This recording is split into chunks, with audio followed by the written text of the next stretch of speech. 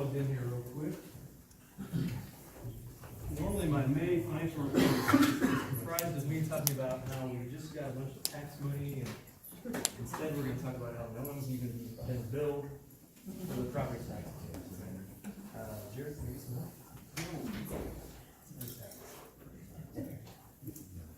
No, it's-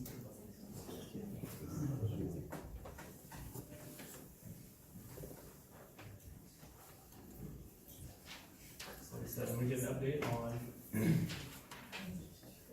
our property tax revenue situation that we have with Champaign County. Start off with saying that 53% of our total revenue comes from local property taxes. We've talked about that statistic several times, and of course the majority of the rest of our revenue comes from state funding and federal funding, but again, the majority there comes from local property taxes.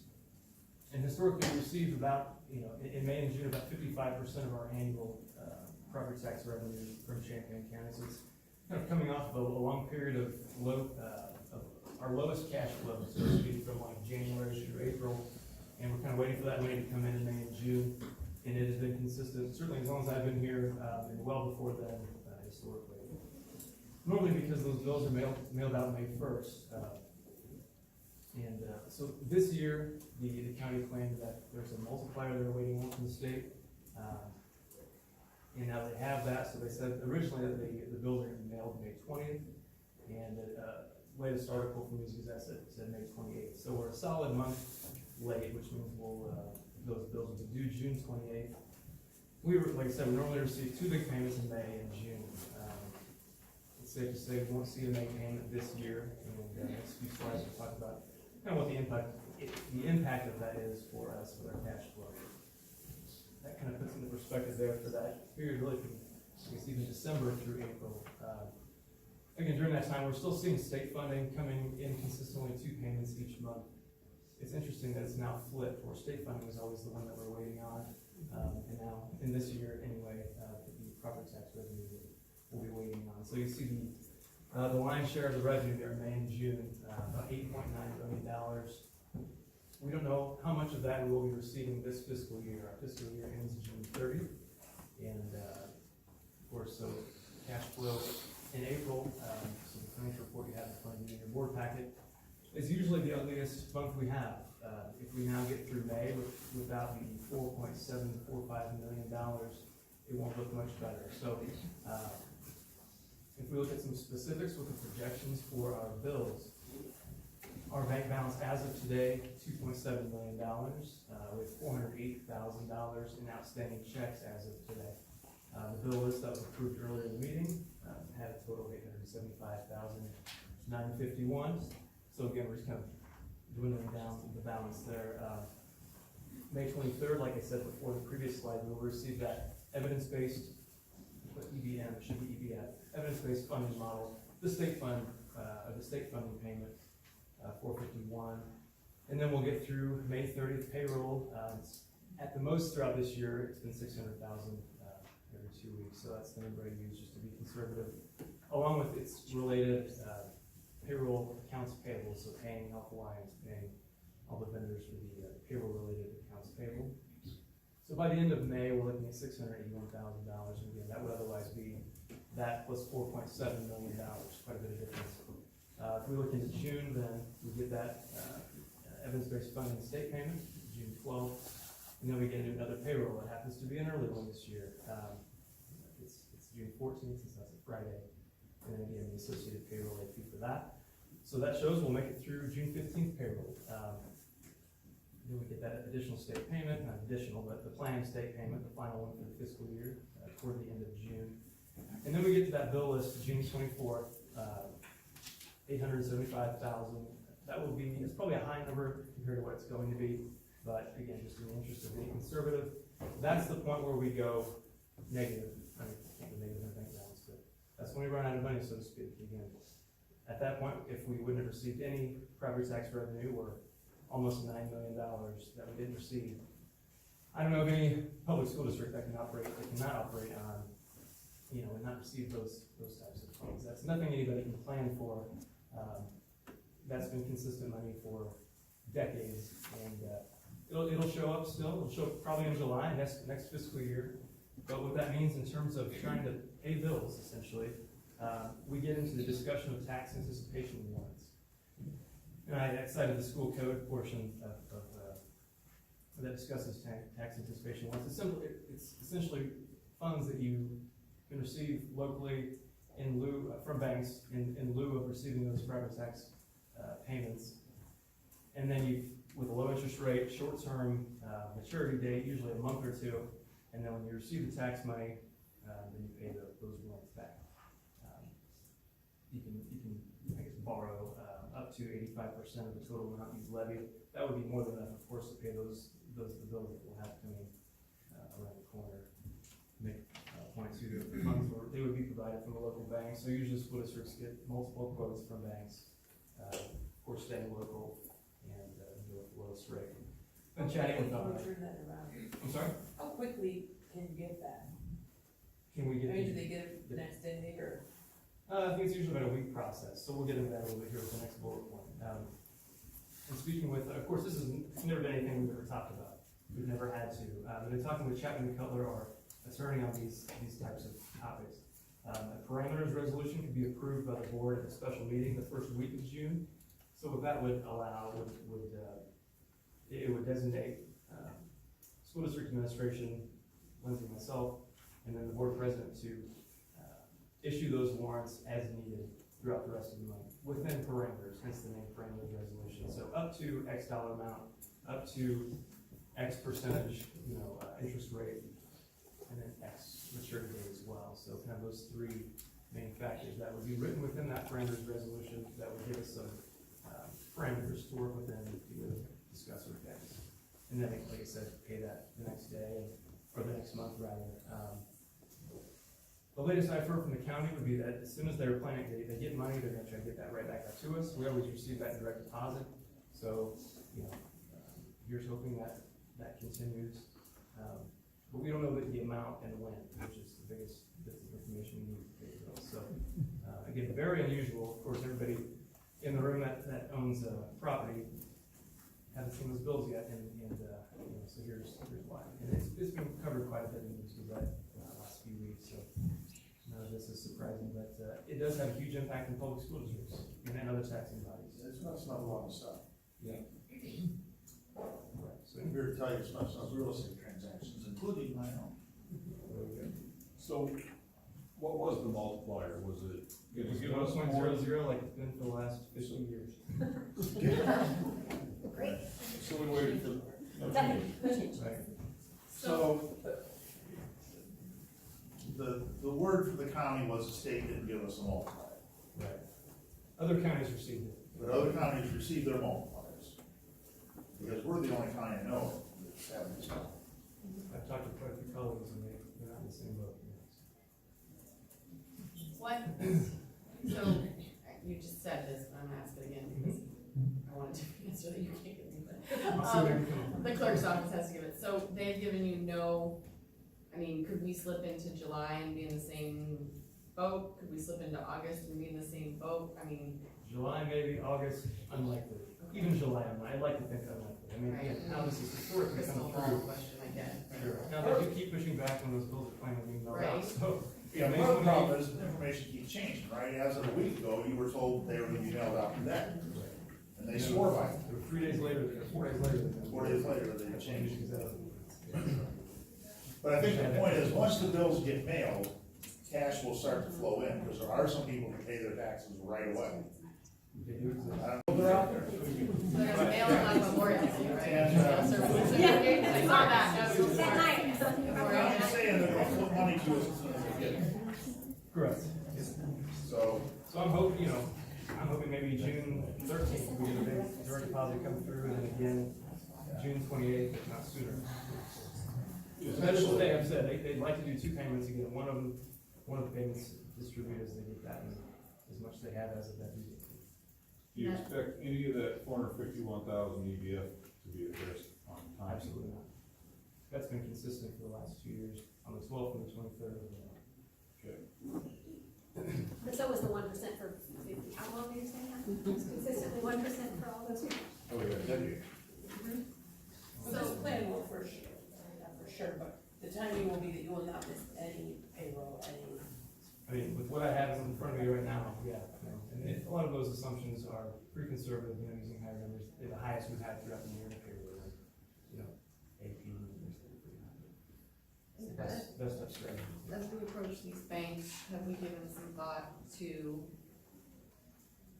thinking worst case scenario and talking to them about July and August and what they would do to help us out? If it seems like there's a process that we have to go through that's a week or two, it might behoove us to just plan out worst case scenarios so that we Sure. don't find ourselves having to have special meetings in July and August as well. Does that make sense? Yeah, I mean, an alternative would be also to, I guess, that June, and I wanna, I guess the parameters resolution could be anything we need it to be, but Okay.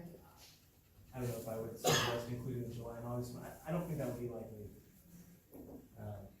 I don't think it would. But if I think we it's like, but there's a lot on that, be likely after the tax bills actually go out in the mail. Right, I'll feel better, yeah, once we see it. Once the bills go out. And their payments are dependent on them actually receiving those bills back, correct? Yes. Payments, It's yeah. back, and then direct deposit into our. How much will it cost us in interest to issue these warrants? That's a good question. I don't think it will be very much. I mean, when we started talking about tax anticipation ones, I wasn't even sure of the first step. Fortunately, we haven't had to do that, but, the first When's the step. last time we had to do this? I tried to go back and look, I couldn't find.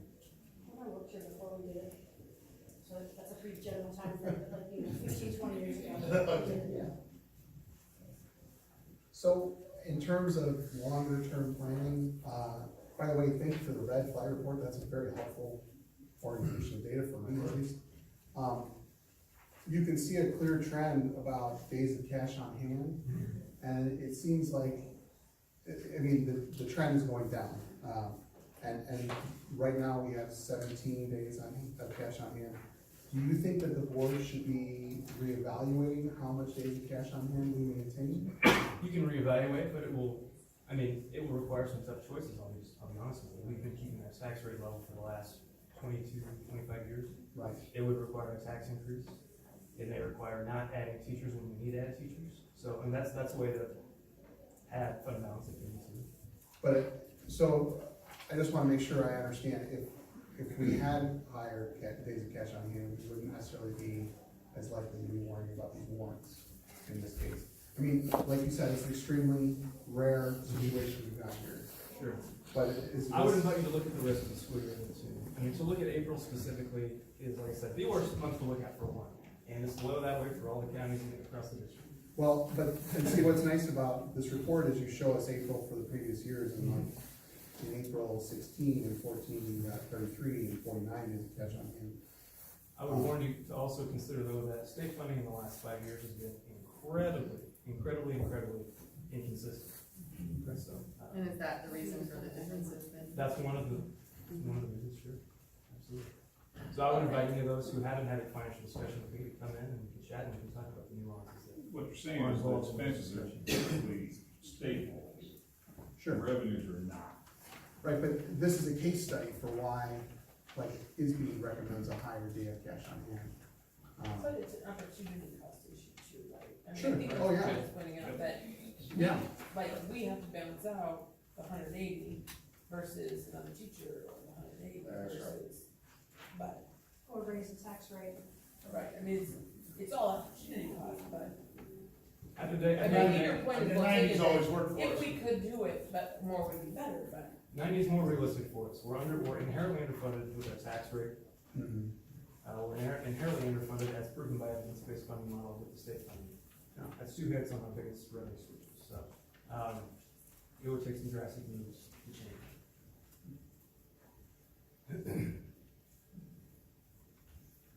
Other questions for Sean? How can we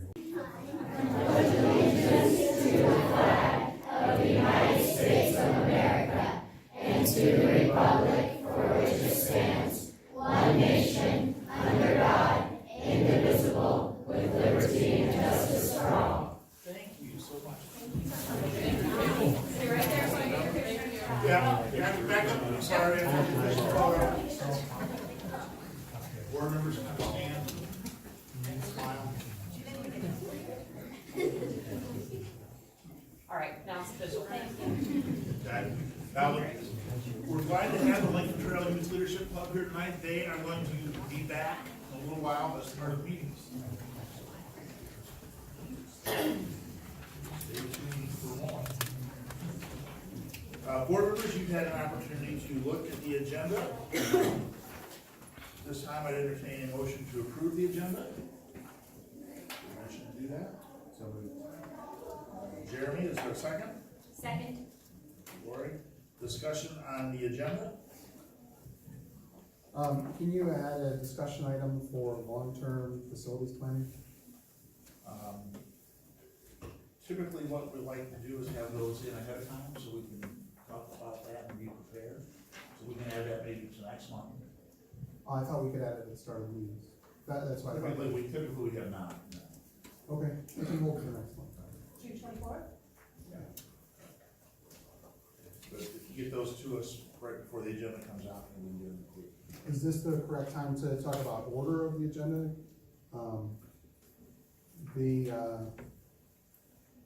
The handbook has the new prices for the lunch, and we're approving the handbook before the prices. I didn't know if we wanna rearrange that order to make sure that we're not out of sync. We certainly we can do that, we can also edit the handbook if the lunch prices are not approved. Okay. Also, we're voting on the surplus items of the science book before we approve the new science book, so it seems like we should move that surplus until after we approve science books.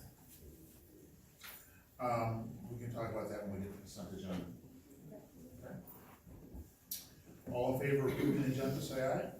Aye. Opposed? All right, now consent agenda. The consent agenda includes several items, minutes, bills, treasurer's report, personnel changes, record management, new activity, account at the high school, and surplus items. Would anyone like to remove any of those from the consent agenda for further discussion? Yes. Okay, and that would be the science books. I actually have a few of them. I'd like to remove the minutes.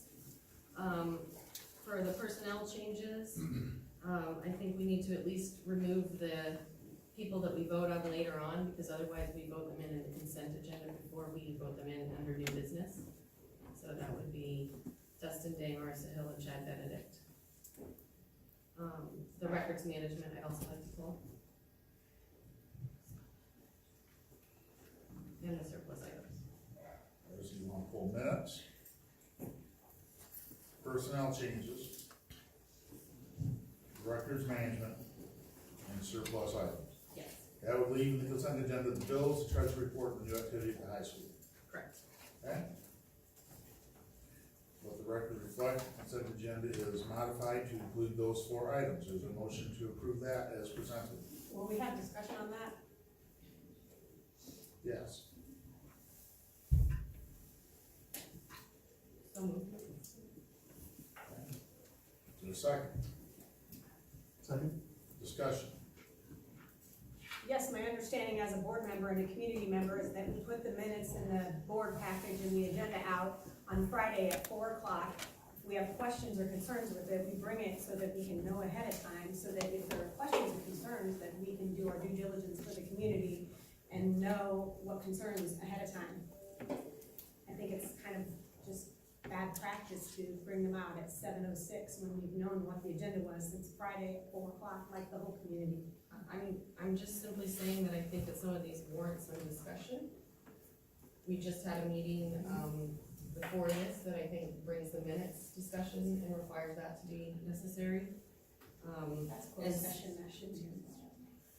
That's part of what we're voting on now. as I part of the can't consent vote agenda. on consent agenda items if we don't have the opportunity to discuss those. According to Robert's rules, right, pulling things out of the consent agenda is not even voted on, right? If someone pulls it out, it's out. It's out, right? So we'll just be, the discussion here is on the bills and treasurer's report and the account, right? So we're just voting whether we. Once want to approve those someone three things. wants to remove something, it's removed. Yeah. Under Robert's rules. So, from that point, there's a discussion on the items that are left. Which, Which should we start with?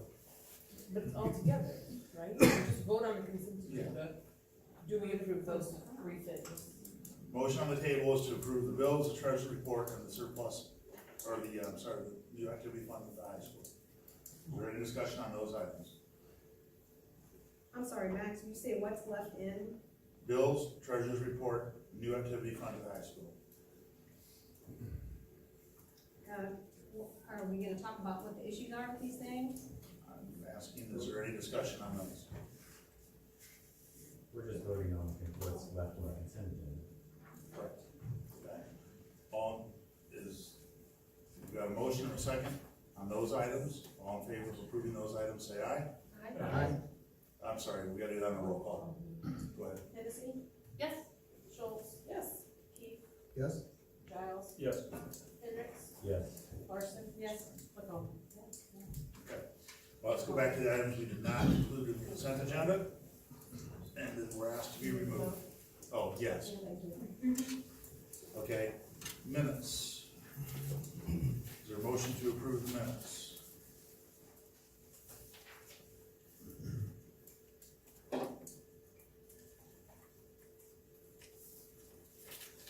We can't have any discussion until we have a motion. That's right. Second, so moved. Okay.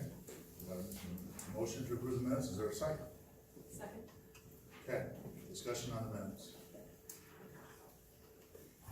I believe that the Open Meetings Act won't allow us to approve the closed session minutes that are included in the board packet because the summaries stated there are insufficient. For example, if you look at April 1st, there was a closed session meeting where there was discussion for about 57 minutes, and the summary is 4 words long. There needs to be a substantial summary that explains what is discussed and what is said, just like you would see in the open meeting minutes. That's my objection to. So the objection is that some of the minutes are not as complete as they should. Right. I believe we'd be in violation of the Open Meetings Act if we approve them tonight. What part of the open meetings act? There's a part of the Open Meetings Act, I can find the exact spot, but it basically says that at the second subsequent meeting, you have to vote to approve minutes, and those minutes have to contain certain information like who was present, what were the times that the meetings took place, and then the last thing is a summary of the discussion. And that summary needs to be more than just a bullet list of a few items. Or which the Open Meetings Act says, what does it have to detail in the summary? And which is it? You said 4 words and then you said bullet list, so is it bullet list? It's a bullet list. I just did So the that's open not meetings forward. act training last week. Yeah, it's a bullet. So I can read to you what I just passed. Public bodies are required by OMA to keep minutes of all meetings, whether the meetings are open or closed to the public. Minutes must include at a minimum the time, date, and place of the meeting, a record of whether each member of the body is present or absent, and if present, whether physically present by video or audio conference, and a summary of the discussion of all matters proposed, deliberated, or decided in a record of votes taken.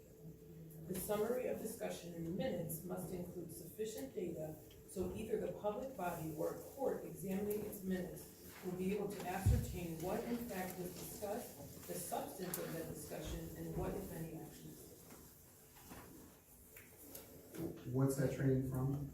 So that is from Attorney General Kwame Raoul. Open Meetings Act. So I took, because that's what the board members have to do, I took the IASB's board training, and it said something similar, but it was a different word, I was just curious where you got that one from. Okay, My objection to the minutes is that I was not a board member on April 1st and did not attend the full April 1st meeting, so I don't feel comfortable voting for minutes for a meeting for which I was not there. And that was mine, I was wanting to abstain, I didn't feel like I could Okay. vote on meeting minutes where I wasn't present with okay. the You can just mind. do that though. So you're allowed to abstain. I can abstain. Well, no, minutes in the consent agenda. No, but just so you know, in the future. you I can understand abstain. that, but you can't abstain from just a section of the consent agenda unless you pull it out. And that was my purpose for pulling it out, is I didn't want to abstain from the entire vote.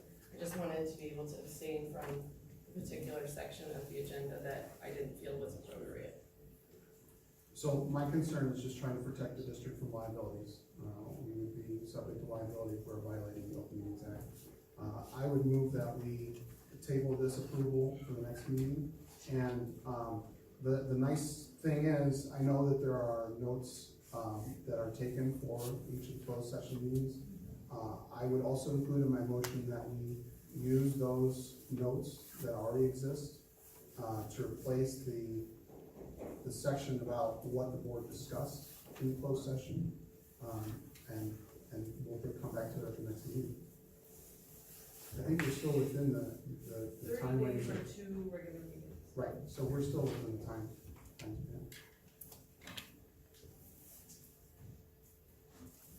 So we've got a new motion to table the minutes to the next meeting.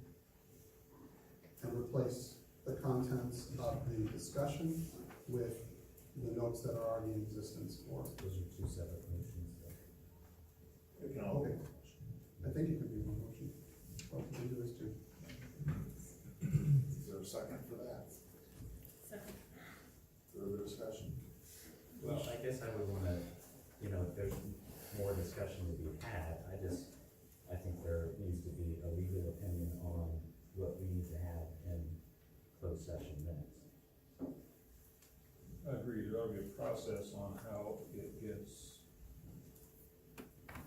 Before fulfilled. we decide and vote today Yeah. and replace some minutes with some other summary, then we need to know what the legal opinion is on that before we do it. Okay, I amend my motion to remove that part, so my motion is simply just to table the minute approval for this next meeting. Second. Maybe was that you said? Yes. So we'll table it, we'll get a legal opinion. It needs to come back on the agenda next month as not on the consent agenda, because we still have a few board members who want to abstain.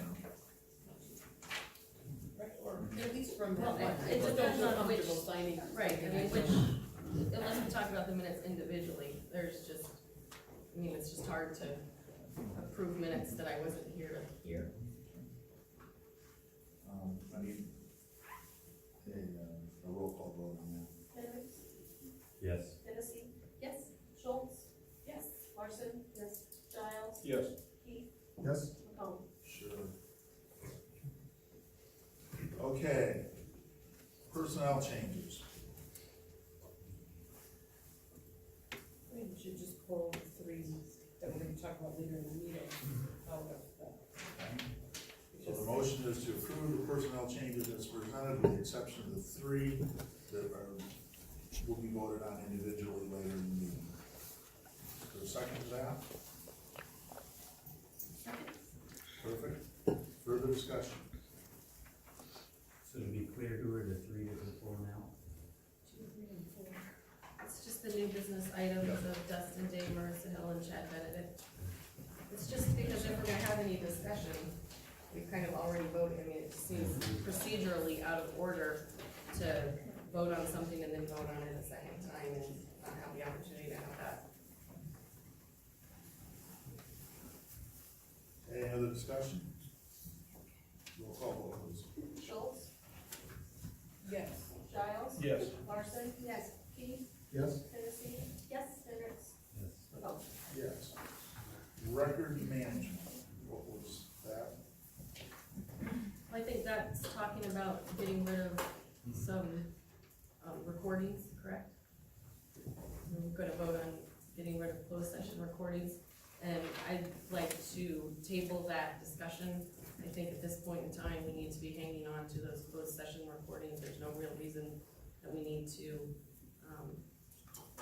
get rid of those, and I think we've got some legal reasons to keep those, and it's in the best interest of the district that we just choose to table that and keep that for this point in time. Dr. Hall, what's been our practice? To dispose of recordings great older than 18 months. What's the motivation to destroy them? It's been in practice here for a while, we know we keep them. Okay. And we can. So I had a chance to review the recordings and the minutes, before the meeting, and they suffer from the same problems that the minutes for the previous closed sessions do. There's, one or two words summarizing 45 minutes of discussion. So I don't think we can, because the concept of the Open Meetings Act is like, Colleen read, once you destroy those verbatim recordings, there's no way to recover what was discussed at those meetings. You said recordings though, you're saying the recordings only had a little bit of wording in them?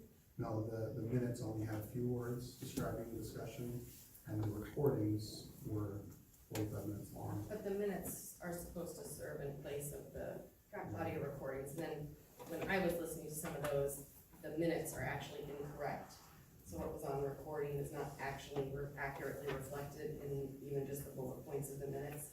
And I think if we're gonna go through the step of actually deleting those recordings, we have some housekeeping to do and make sure that they're accurate, and that we're protecting the district from any liabilities of getting rid of information. And in the digital age, we had, big machines full of tape that we had to keep. I would understand that, but I don't think it's a storage issue, so I think right now, the safest thing to protect the district is to make sure that we do a little, records cleanup before So we. the recommendation, we can table that. We get an opinion on that from our attorneys. Sure. Okay, surplus items. Do we need to vote on We table? can vote on tabling that. Is there a motion to table? So, Second? I'll say, Further discussion? Roll call vote, please. Key, yes? Larson, Yes. Hennessy, yes. Hendricks, Yes. Schultz, Yes. Childs, Yes. McComb. Yes. Surplus items. I pulled that because I don't really wanna vote on getting rid of the old science textbooks until we have an opportunity to talk through the new textbooks and make sure that we have something in place before we, just seems, again, procedurally out of order to vote to get rid of resources before we have resources in place. Just bring that back next month. Sure. Is that what we do with most of the things? You could even just You just move to it number down. 13 of the agenda. Yeah. I'll let you guys. Okay, you gonna bring it back next month, I'm gonna move it to 13 on the agenda, I suppose we move it to 13 on the agenda. Or 14. 14. Okay. We'll do that. And that's disposal of. Okay. And math, I think. That takes us to the consent agenda items. One thing we did do under personnel changes is we did hire some new folks for next year. Dr. Romel's here to tell us about some of the folks that got hired.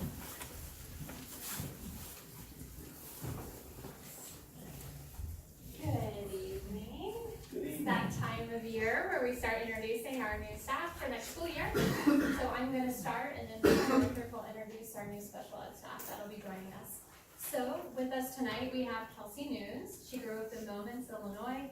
She graduated from Blackburn College in 2012 with a BA in secondary English education. She's taught the last 6 years in Danville, teaching high school English and some college and career readiness courses. Her favorite part of teachings are those moments in which she connects directly with the students in her classroom. So aside from teaching, she enjoys playing video games and board games. I see a way of connecting with her kids there. Reading, writing, theater, and camping with her family. She's eager to continue her career here in Mahomet, so I'd like to welcome her to the high school in the fall.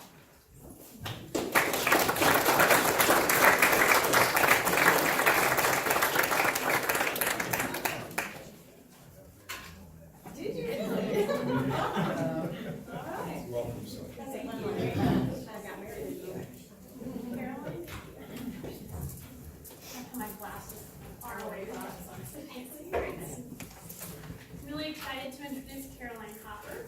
Caroline grew up in Savoy, Illinois, and just recently graduated from Illinois State University in May with her Bachelor of Science degree in Education, Special Education. This past year, she spent the majority of her time in Decatur, Illinois, completing her final student teaching clinicals. She spent the fall semester at Hope Academy, where she taught kindergarten through third grade students in a cross-categorical setting. She finished the remainder of her senior year during spring semester at Eisenhower High School, teaching in a self-contained social emotional classroom. Currently, Caroline lives in Savoy, Illinois. She enjoys spending free time with her boyfriend, her family, and her friends. She especially enjoys spending time with and walking her family's pet bulldog, no coincidence. And his name happens to be Steve. Caroline is so excited about joining the Mahomet Seymour School District and to start her teaching career. She will also be the head junior high cheerleading coach and looks forward to working with students in the classroom and in the gym this fall. So welcome, Caroline.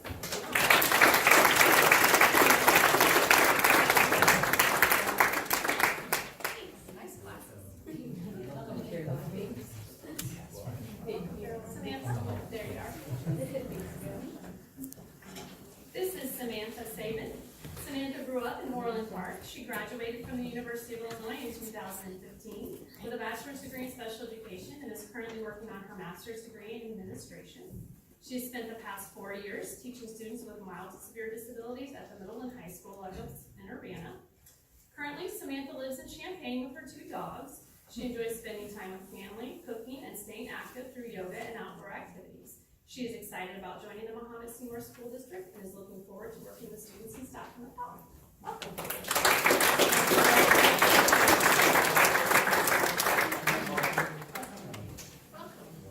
I should say that both Caroline and Samantha will be at the junior high next year. Rachel. Rachel will be our new social worker at the high school next year. Rachel Simmons grew up in Champaign, Illinois. She graduated from Eastern Illinois University in 2004 with a Bachelor's of Arts in Sociology and Psychology, and then went on to earn her master's degree in social work at the University of Illinois Champaign in 2006. She spent the past 13 years as a social worker working with middle and high school age students. Rachel is moving to Mahomet in May, along with her husband Robert and 2 children, Catherine, who is 11, and Jacob, who is 9, and their 10-month-old husky named Sophie. So cute. She enjoys spending time with her family, reading, going to coffee, and on walking dates with her friends. Rachel is honored and excited to join the Mahomet Seymour School District and is looking forward to working with students, their families, and staff in the fall. Welcome, Rachel.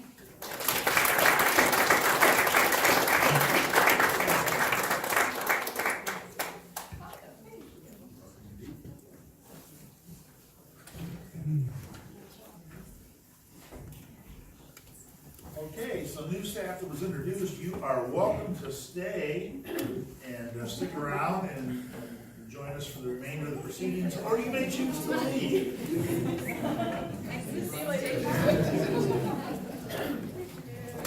Remarkably, following and trying to do normal. Okay. Next is donations. We have 2 donations this month, both to our Atlas program, $60 in cash from Winterson's Creations and $50 in cash from Matthew and Jennifer Walker, for a total of $110. So we appreciate those donations and thank those two groups. The recommendation of superintendent is to approve the donations as presented. Is there a motion to do that? Colleen, is there a second? Second. That would be Lori. Discussion? Roll call vote, please. Giles? Yes. Keith? Yes? Hendricks? Yes. Schultz? Yes. Larson? Yes. Hennessy? Yes. Yes. Anyone, it's communication time, by the way. Anyone from the PTO here that would like to say anything? I thought I saw one of our co-presidents around earlier. He's here for our budget. I'm sorry, MSEA. That's the co-president, I'm sorry. Foundation, Lori, anything? Yes, I do. So on Thursday night, the foundation is excited to be awarding scholarships that evening. That evening will take place at the high school on Thursday, and they will be awarding scholarships, which they generate their money from the Bulldog Bash, and so they'll be giving that out like they give out when they give the foundation grants out. Next year's bash date is already set for May 8th, so that will be happening. And then graduation is Friday night, and the foundation buys and purchases and serves the cake to all of the graduates that attend and their families. So that's the foundation update. Anything from visitors? No. Okay. Board members, you had a chance to look at communications from the buildings. And it's time, if board members have any questions, comments they'd like to make, regarding the goings on in the district. We can do that. We're at the end of the year. I just wanna say thank you for another great year from our teachers and staff and students, and, we have some who are departing, and, thank you to you for all that you've done for our district. And, I wanna say too, if there's any band or chorus parents out there, I really enjoyed the 7th and 8th grade choir in their tribute to Queen. Specifically, Another One Bites the Dust. It was really good. So, thank you. I have no report. Excited, #1 math team, state, high school, pretty awesome. Congratulations. Yeah, I know it's towards the end of the year, so I'm just sending vibes to all of you teachers and administrators. We'll get through this next week. My house is squirrely, so I'm sure those buildings are squirrely, but thank you for another good year of, really good support to the kids. We see you and we recognize that what you do every day is really important. We appreciate, your time and your effort and the love that you show to the kids. And I just wanted to say that we see that you give that, and, I personally am very appreciative of that. I think it's pretty spectacular that the junior high jazz band will go visit the General Assembly in Springfield at Capitol. I can imagine that the fraction of folks in the room tonight that have been inside the General Assembly is fairly small, so it's pretty special to get kids to see that up close and personal.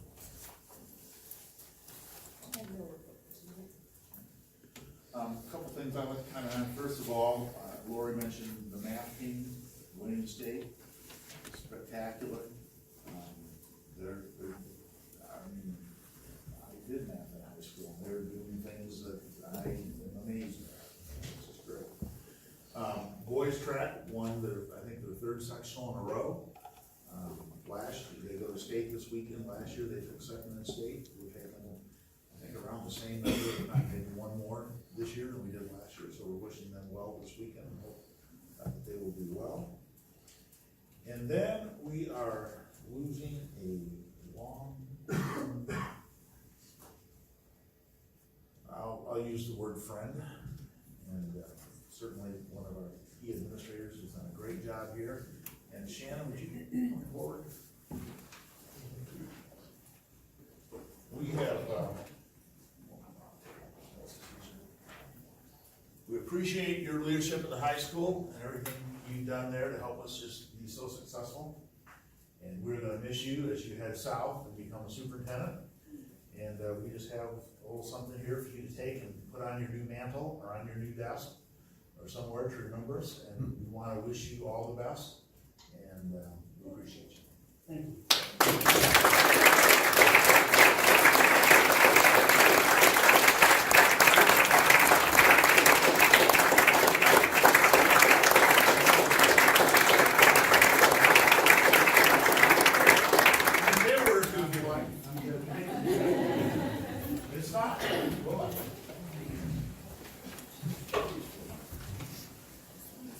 Tremendous job the last several years shaping our high school.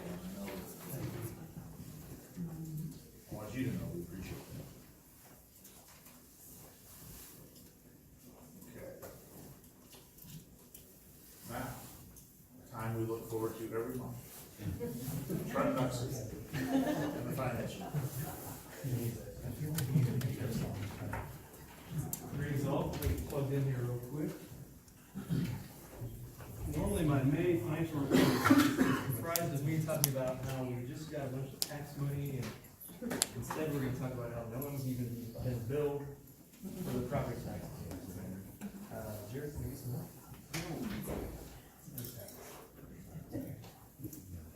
No, it's-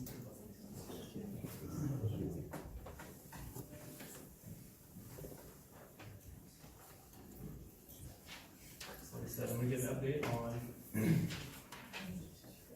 our property tax, revenue situation that we have with Champaign County. Start off with saying that 53% of our total revenue comes from local property taxes. We've talked about that statistic several times, and, of course, the majority of the rest of our revenue comes from state funding and federal funding, but again, the majority there, comes from local property taxes. And historically, we received about, in May and June, about 55% of our annual, property tax revenue from Champaign County. So it's kind of coming off of a long period of our lowest cash flow, so to speak, from like January through April. And we're kind of waiting for that money to come in May and June.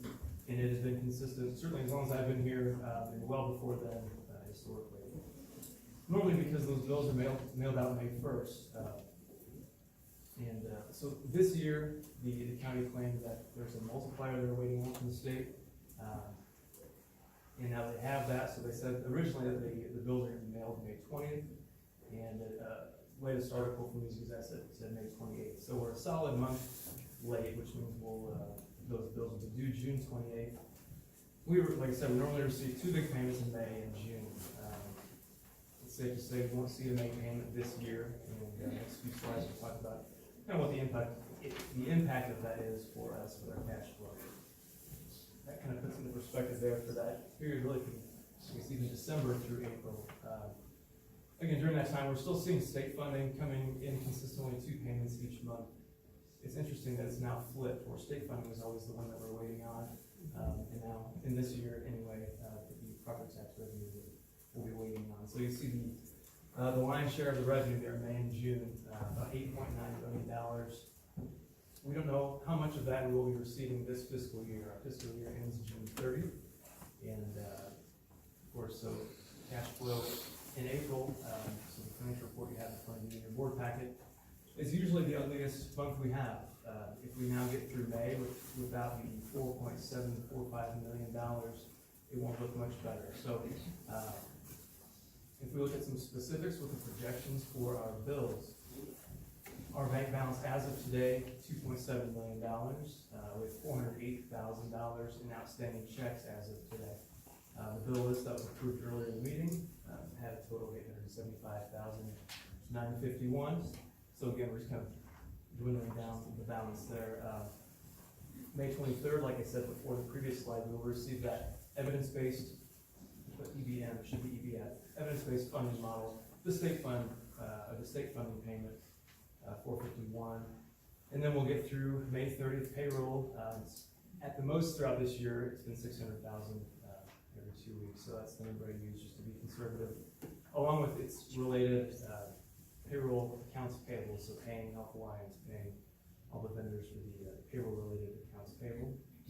So by the end of May, we're looking at $681,000, and again, that would otherwise be that plus $4.7 million, quite a bit of difference.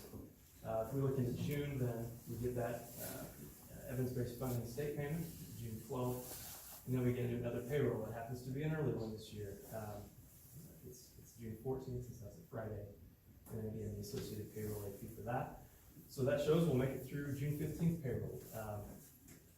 Then we get that additional state payment, not additional, but the planned state payment, the final one for the fiscal year, toward the end of June. And then we get to that bill list, June 24th, $875,000. That will be, it's probably a high number compared to what it's going to be, but again, just in the interest of being conservative, that's the point where we go negative. I mean, can't go negative in bank balance, but that's when we run out of money, so to speak. Again, at that point, if we wouldn't have received any property tax revenue, or almost $9 million that we didn't receive, I don't know of any public school district that cannot operate on, and not receive those types of funds. That's nothing anybody can plan for. That's been consistent money for decades, and it'll show up still. It'll show up probably in July, next fiscal year. But what that means in terms of trying to pay bills, essentially, we get into the discussion of tax anticipation warrants. And I cited the school code portion that discusses tax anticipation warrants. It's essentially funds that you can receive locally in lieu from banks in lieu of receiving those private tax payments. And then with a low interest rate, short-term maturity date, usually a month or two, and then when you receive the tax money, then you pay those warrants back. You can I guess, borrow up to 85% of the total amount you've levied. That would be more than enough, of course, to pay the bills that we'll have coming around corner, make points to the funds, or they would be provided from a local bank, so usually school districts get multiple quotes from banks, of course staying local, and, do the lowest rate. Been chatting with them. Turn that around. I'm sorry? How quickly can you get that? Can we I get? mean, do they get it the next day or? I think it's usually about a week process, so we'll get into that a little bit here with the next bullet point. And speaking with, of course, this has never been anything we've ever talked about. We've never had to. I've been talking with Chapman and Cutler, our attorney, on these types of topics. A parameters resolution can be approved by the board at a special meeting the first week of June. So what that would allow it would designate, school district administration, Lindsay, myself, and then the board president to issue those warrants as needed throughout the rest of the month, within parameters, hence the name parameters resolution. So up to X dollar amount, up to X percentage, interest rate, and then X maturity date as well. So kind of those three main factors that would be written within that parameters resolution that would give us some parameters to work within to discuss with banks. And then, like I said, pay that the next day, or the next month rather. The latest I've heard from the county would be that as soon as they're planning, they get money, they're gonna try to get that right back out to us. We always receive that in direct deposit. So, here's hoping that continues. But we don't know the amount and when, which is the biggest bit of information we need to pay the bills. So, again, very unusual. Of course, everybody in the room that owns property haven't seen those bills yet, and so here's why. And it's been covered quite a bit in the news the last few weeks, so none of this is surprising, but it does have a huge impact in public school districts and other taxing bodies. It's not a lot of stuff. Yeah. Right, so I'm here to tell you it's not some real estate transactions, including my own. there we go. So, what was the multiplier? Was it? It was 1.00 like it's been for the last 50 years. Great. So we waited for. Right. So, the word for the county was the state didn't give us a multiplier, Right. Other counties received it. but other counties received their multipliers. Because we're the only county I know that's having this problem. I've talked to quite a few colleagues and they're not in the same boat. What, so, you just said this, but I'm gonna ask it again, because I want a different answer that you can't give me, but. The clerk's office has to give it, so they've given you could we slip into July and be in the same boat? Could we slip into August and be in the same boat? July, maybe, August, unlikely. Even July, I'd like to think unlikely. Again, how this is support can Crystal come ball through. question again. Sure. Now, they do keep pushing back when those bills are finally being mailed out, Right. so. Yeah, part of the problem is information keeps changing, right? As of a week ago, you were told they were gonna be mailed out today. And they swore by it.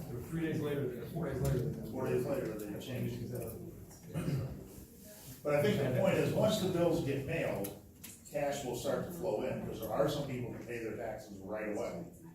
they do exist.